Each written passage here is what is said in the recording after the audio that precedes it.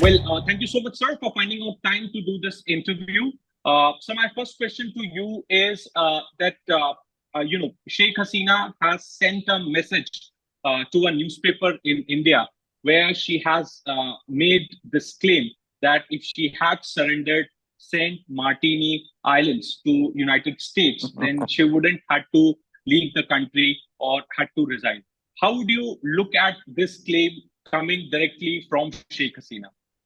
It is very unfortunate that a person who was prime minister of a sovereign independent country for the last 15 years could make such irresponsible remark.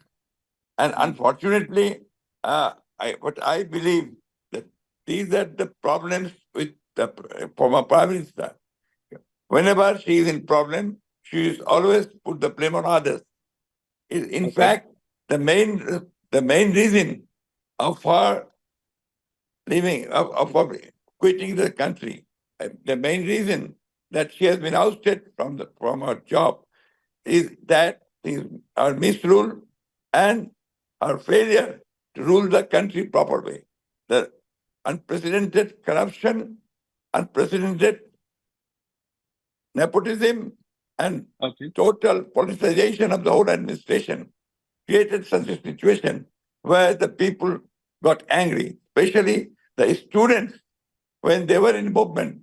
Her comments and her denial to listen to them properly. She could not even sit with them for dialogue. So her arrogance, her vengeance brought her to this position now. It's not any Saint Martin given to any other country. This is most unfair and most irresponsible utterance on the part of a former prime minister. Okay, sir. Also, I would like to draw your attention to what she said in April. In fact, she told this in the parliament that America is pursuing a strategy of the regime change in the country. In fact, Awami League leaders close to Hasina blamed the United States for the regime change in Dhaka and alleged that a senior US diplomat who visited Dhaka in May was responsible for this. American ambassador to Bangladesh, Peter Haas, who finished his term in July, favored the Bangladesh Nationalist Party, your party. One of the leaders quoted above allegedly. This is what has been published in today's newspaper in India. So they are perhaps linking this regime change to the visit of a senior US diplomat in the month of June. They also have to say that the former US ambassador to Bangladesh was favoring your party. And if Hasina had accepted the demands of the government of US, then she would have maintained her position. This is all bullshit, I'm sorry to say this word. Most unfortunate, I told you earlier, that on the part of the former prime minister, the utterances are so irresponsible. So irresponsible. I don't understand how could he say that. Because in this movement, there was no involvement of the foreign diplomats here. It was a spontaneous movement of the students. Then the people joined in. And you will be surprised to know, if you see the videos of that day, 5th of August, then you will see that lakhs and lakhs of people came on the street. The small boys, children, the women, and the citizens of the country. They all came out of this, not only in Dhaka, everywhere in the country. So it was 100% popular revolution, and she was ousted because of that reason. Okay. Sir, also want to know that since BNP is in opposition in Bangladesh, were there any talks of United States coming up with a base in Bangladesh, or even a slightest of the information that no, we have no such knowledge about that. Nothing. In fact, our relationship with USA and with other countries are the same. We are mutual friends. They are our partners, development partners. That's all. We never allowed anybody, we never want to allow anybody to interfere into our politics. But unfortunately, some countries do it. Okay. Sir, also want to know from you that since there is a political vacuum in Bangladesh, Sheikh Hasina has left the country. There is no one to lead the Awami League. As far as your party is concerned, Begum Khaleda Zia is not keeping well due to her health issues. I mean, in future, when fresh elections will be called by the interim government, then if I talk about your party, then who is going to lead BNP? And is there a possibility of Khaleda Zia returning to an active electoral politics? BNP came to power thrice through popular elections. Okay. And BNP is the largest political party in Bangladesh now. Okay. And it has got several eligible and efficient leaders of BNP. Begum Khaleda Zia is our leader. And I told you that also, that if she is not able to take part in the election due to her physical condition, then our acting chairman, Tariq Rahman, is there. He will take that leadership, definitely. He will take the leadership. Okay. Sir, in future also, can we see a possibility of Jamaat or BNP coming together to form a political force in Bangladesh? Or maybe BNP joining hands with the Awami League? Can that also be a possibility in future to come? Jamaat is not our ideological alliance. Okay. Jamaat is just, it was at one time, it was our election alliance. Okay. And that is a separate party. We are a separate party. And we have no political, as well as sort of ideological similarity in both of us. The main part is that I must say it categorically that some people try, or some media try, to always bracket BNP with Jamaat. Yeah. I categorically say that we are not to be bracketed with Jamaat. Jamaat is a separate political party, and we are separate political party. So this question of bracketing Jamaat is totally irresponsible, not only responsible, this is totally irrelevant. Okay. Sir, I also want to ask this question from you. There is a huge concern, not just in India, in fact, in whole of the world, regarding the attacks on the Hindu community in Bangladesh.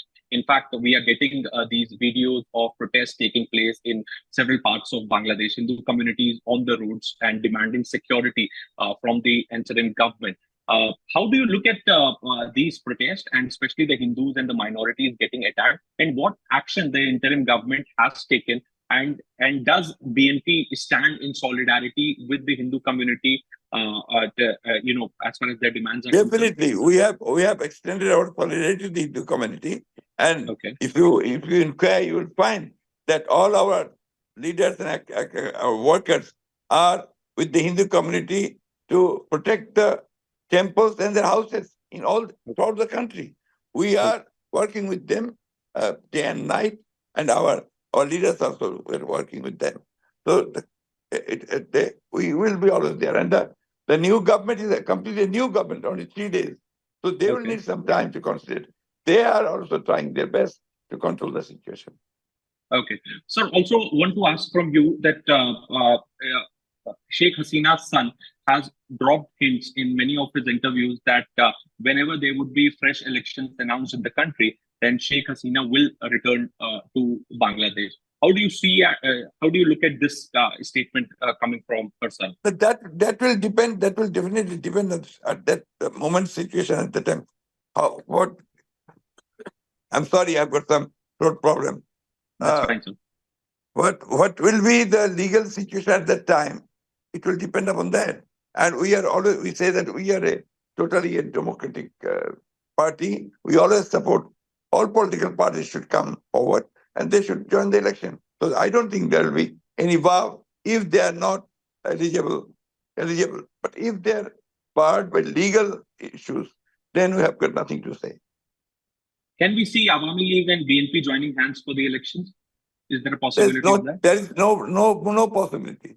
Because last 15 years where Awami League is in the government, they just tried to destroy BNP by killing, by coercion, by giving false cases. You'll be surprised to know that we have got 6 million accused persons by Awami League.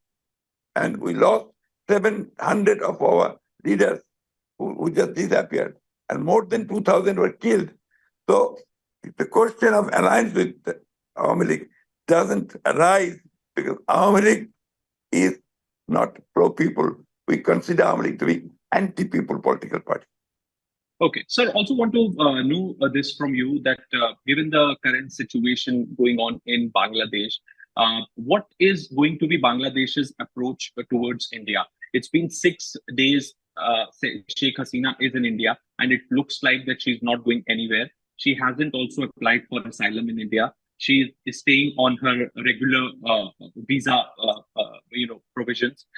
Would like to know from you that if Sheikh Hasina stays in India, will it have an impact on India-Bangladesh relations? And can we also look at a possibility of this interim government demanding India to send Sheikh Hasina back? Because I'm told that there are plans to slap cases against her and people those who were running country at that point in time for various human rights violation, corruption cases.